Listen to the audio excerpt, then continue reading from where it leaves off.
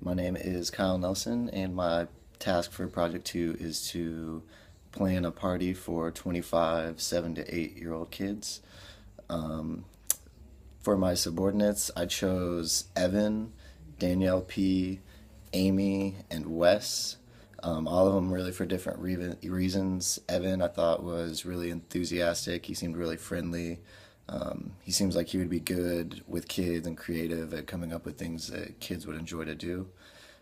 Danielle P. also has a lot of experience with kids. She was a lifeguard and she worked at a before and after school program.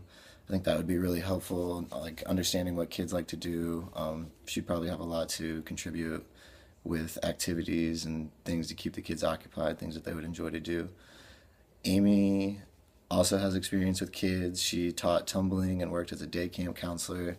She has experience planning for kids. She had to plan all the activities that they did at the day camp, and she's an education major, so she understands a lot about what kids want and a lot about kids' needs and things like that. And then Wes seemed really friendly. He seemed like he had a lot of good communication skills, and he had a little bit of experience with kids as well, working at an ice cream store. The leadership theory I would use would be interactive leadership. It focuses more on a consensual and collaborative leadership process, which I think would be really beneficial. It focuses on relationships rather than position power and formal authority.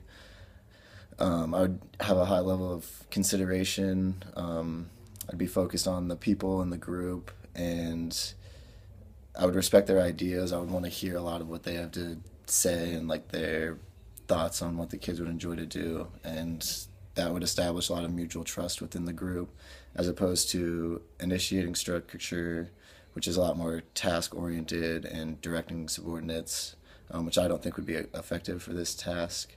I would try to be a charismatic leader by encouraging the workers and um, trying to show them that they need to help make this a party that they would have enjoyed growing up. My motivation theory would be I would conduct a lot of discussion and brainstorming groups, try and get everyone a chance to voice their ideas and just to give them a feeling of everyone in the group being an equal. I think everyone would be praised and rewarded in ways that reflects their performance. It would encourage or it would show a lot of equity theory by keeping everything equal and the work that people put in, they would be rewarded for that. I think treating everyone as equals would increase job enrichment because everyone would feel a high level of involvement in the group and the planning process, and they would all feel like they have an equal amount of responsibility.